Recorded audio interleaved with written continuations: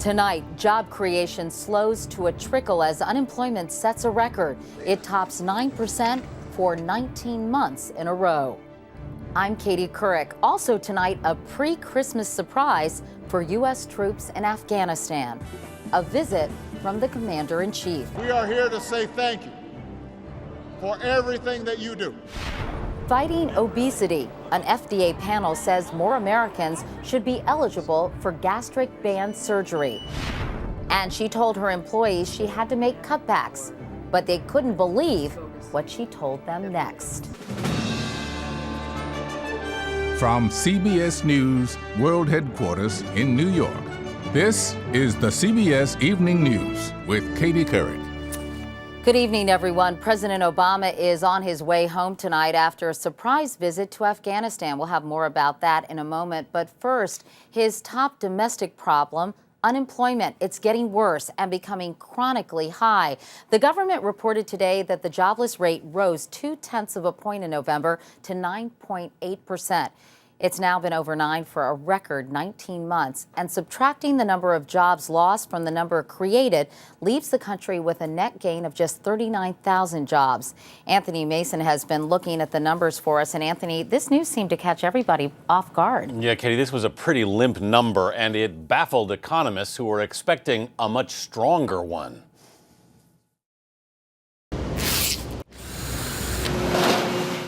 For the 11th straight month, the private sector created jobs in November, but just 50,000 of them. What do we make of this number? Well, it was a disappointing number. There's no way around that. But economist Michael Darda believes it isn't telling the whole story. Because this jobs report really was out of kilter with a host of other labor market indicators that are really showing some promise. Like the number of people filing for unemployment. Weekly claims have been trending down since the summer, and in November hit their lowest weekly average in more than 2 years. And there have been some notable hiring announcements. General Motors said this week it'll add 1,000 engineers. Another battered industry, the airlines, are also hiring, both bringing back furloughed workers and adding new employees. U.S. Airways will add 500 workers. American will hire nearly 800, and JetBlue 1,300 next year. Are you hiring more aggressively now?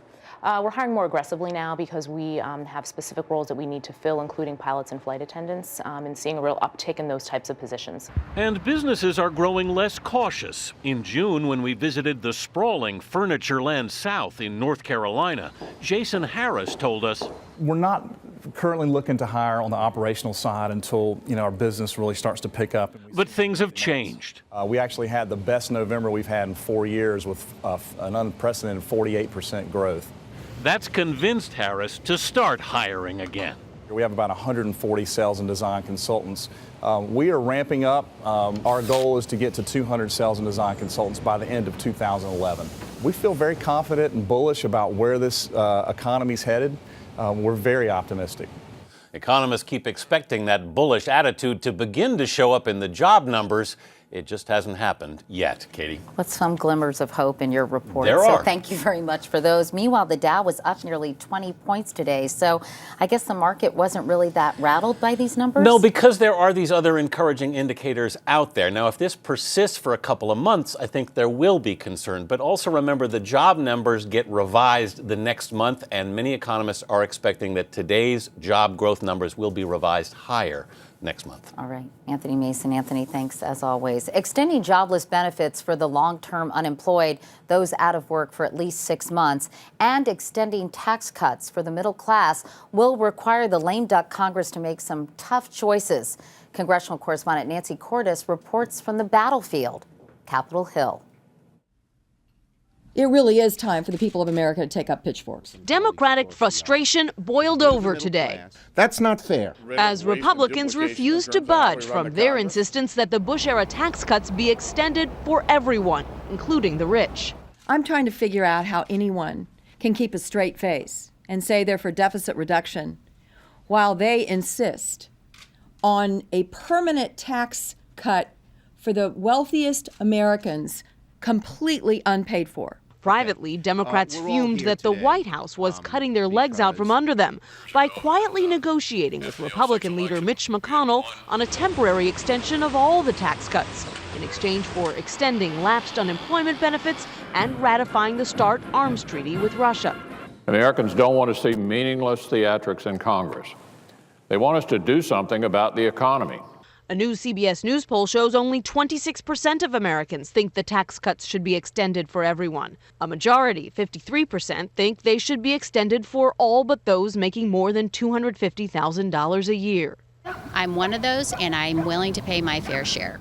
The poll also shows that 3 out of 4 Americans now consider the deficit a very serious problem. This commission stands adjourned. But the president's deficit commission, tasked with sending a package of tough cuts to Congress, disbanded today without reaching a consensus. 7 of the 18 commissioners voted against the proposal, including 3 conservative Republican lawmakers and 3 liberal Democrats, all facing re-election. These recommendations ask those who've already been sacrificing, who are sacrificing now, to further sacrifice. Democrats know they don't have the 60 votes they need to exclude the rich from Bush tax cut extensions, but they're going to hold a series of symbolic votes anyway, and they scheduled a rare Saturday session to do it. Katie? Nancy Cordes. Nancy, thanks very much. Now to the president's quick trip today to Afghanistan, his second since taking office. Chief White House correspondent Chip Reid reports it took him 4 times as long to get there as he spent there. After a 13-hour flight that was cloaked in secrecy, the president arrived in Afghanistan to deliver a simple message. On behalf of more than 300 million Americans, we are here to say thank you. Because of the troop surge, he said, the war effort is finally turning a corner. We said we were going to break the Taliban's momentum, and that's what you're doing. The president met with one battle-hardened group of soldiers and while describing it, teared up. I just talked to the platoon that lost six of their buddies. And he assured these men and women so far from home during the holidays that the American people are with them. Everybody back home is behind you, everybody. But while the American people may be united behind the troops, they're hardly united behind the war. In a recent CBS News poll, only 38% said it's going well, 55% said it's going badly. Many Democrats are outraged the president has tripled the number of troops to 100,000, while Republicans criticize him for setting arbitrary deadlines to get out. The president recently announced a plan to begin transferring responsibility for the war to the Afghan government next year, completing the process by 2014. He had hoped to discuss the plan in person with Afghan President Hamid Karzai today in Kabul, but had to settle for a brief phone call after high winds made helicopter travel impossible. Deep concerns about Karzai were confirmed this week by the flood of Wikileaks documents in which Karzai's government was repeatedly described by U.S. officials as corrupt, awash in bribes, illicit cash transfers, and massive embezzlement. I don't think the American public understood the extent to which corruption reigned supreme in the current Afghan government.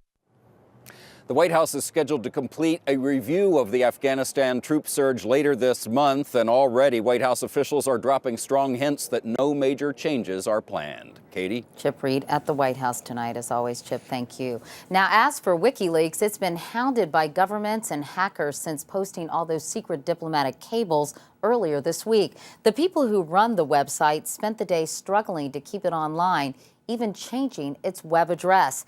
Meanwhile, WikiLeaks founder is still hiding from the police, but today Elizabeth Palmer reports he did speak out online.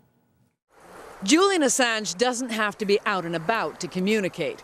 From his hiding place in Britain today, he answered questions on a newspaper website. Threats against us are a matter of public record, replied Assange, and implied the U.S. government was behind this. The dead end people found last night when they tried to log on to WikiLeaks.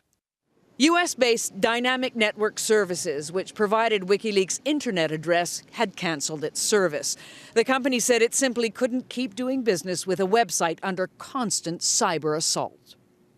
For the past few days, WikiLeaks has come under what's called a distributed denial of service attack. And it works like this. The attacker searches out computers that are online and unsecured, and undetected takes them over. Then each one recruits hundreds or even thousands of others. In hacker speak, it's called a zombie army. And together, all these hijacked computers bombard the targeted website, in this case Wikileaks, with data until, overwhelmed, it collapses. And because the attack comes from so many different addresses, it can't be blocked. But Wikileaks rebounded fast. Hours after the site disappeared, it popped back up again with new addresses in Europe. Staff are working hard to maintain it now on servers kept safe in this underground bunker in Sweden. Offline, Julian Assange is still wanted for questioning in a Swedish sexual assault case. A fresh warrant's now been filed, but it won't be enforceable for at least another 5 days. If the police think it's valid, they'll send it over to me. I'll have a look at it, and if I think it's valid, then we'll operate on it. If I think it's not, we'll go to court and we'll challenge it. Julian Assange will no doubt use every minute in the meantime to keep secret documents flowing to the Wikileaks website. Elizabeth Palmer, CBS News, London. Turning to health news now, and America's obesity epidemic. More than 200,000 weight loss surgeries were performed in the U.S. last year. Today, an FDA panel recommended that one of the more popular procedures, gastric band surgery, be made available to more people. Here's Dr. Jennifer Ashton. How do you feel? I feel great. Tracy Brosnan is a gastric band success story. She's lost 78 pounds in 2 years, and the weight is still coming off. I feel like the lap band allows you the freedom, if you will, of knowing you're not, if you continue to work it, you won't regain the weight. The device is actually quite simple. A band is placed around the upper part of the stomach and adjusted to limit the amount of food that can be eaten. It also allows a person to feel full. And after an FDA advisory committee meeting today, millions more could be candidates for the procedure, which can cost up to $15,000. The criteria for gastric banding is the body mass index, or BMI. Previously, in order to qualify for a band, a person who is 5 feet 6 inches tall with diabetes needed to weigh 216 pounds, a BMI of 35. Now that person could qualify with a BMI of 30, weighing 186 pounds. This will make eligible many people who are obese or severely overweight have access to, aggressive, effective weight loss. And that's important to people like Brandy Jerka. She told the FDA panel that after receiving one on an experimental basis, she lost over 100 pounds and got her health back. At 248 pounds, it was only a matter of time before I got a chronic obesity-related disease. The hope is that more gastric band procedures would reduce the conditions caused by obesity, like diabetes, high blood pressure, and heart disease. Still, doctors caution that the procedure carries risks and isn't for everyone. Living with a band is not easy. Using a band effectively is not easy. It's a lot of work. It's very hard work.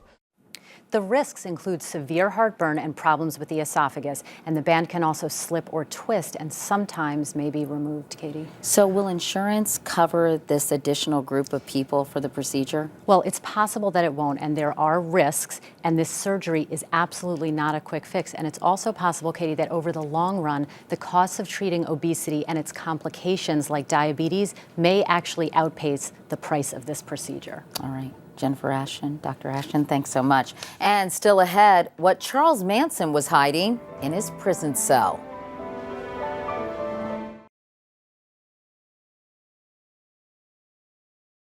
An update now on that deadly forest fire in Israel. It's been burning out of control for 2 days now. International help is pouring in. Aircraft from Turkey, Greece, and Cyprus have tried to put out the flames, which are now less than a mile from the city of Haifa. Thousands of people have been evacuated, and at least 41 have been killed, most of them prison guards caught in the fire while rushing to evacuate inmates. Back to this country and one of its most notorious criminals, serial killer Charles Manson. Manson, who's now in his 70s, has been caught using a smuggled cell phone in his California prison cell. He's called people in California, New Jersey, and Florida. It's unclear who he called or what was said. Guards found the phone under Manson's mattress. The penalty, 30 days added to his life sentence. In China, they're celebrating a record run on the fast track. During a test today, a new high-speed train reached 302 miles an hour, a world record for an unmodified passenger train. It's due to go into service in 2012 and should cut the travel time between Beijing and Shanghai in half to just 5 hours. Coming up next, a company in trouble. Someone has to be laid off. How the boss decided who it would be.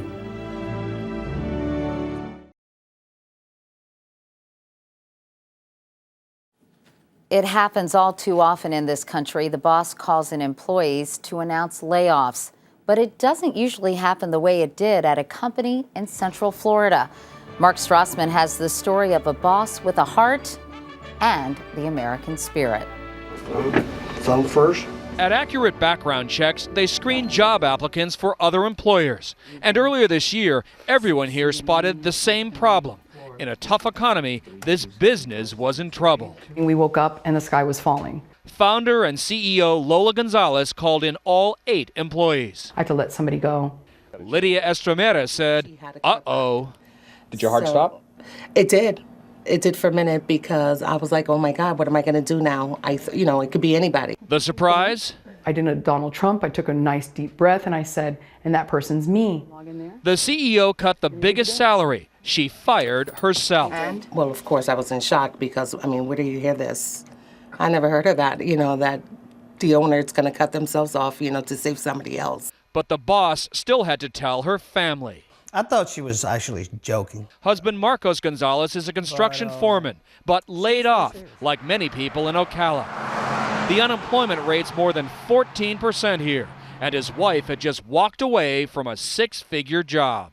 I was scared. It was a moment where, what the heck are you doing? I feel that I'm responsible not only for my family, as my husband is, but also my employees' families. Without any real plan, but within a month of laying herself off, Lola Gonzalez had a new job, working as a community organizer. To her, the job's a hit, but so was the pay cut, a 60% drop. That's great. She loves her new job at Devereaux Kids, linking needy people with social services. Do you have any place in mind? But with her new paycheck, her family has also had to sacrifice. I'm proud of my mom. We're a family. Yeah, definitely bogus. Lola drops by the business she still owns, where everyone else still has a job. I'm very, very grateful, because at least there's still an income coming in and I'm able to pay my bills. And that's just what the boss wanted.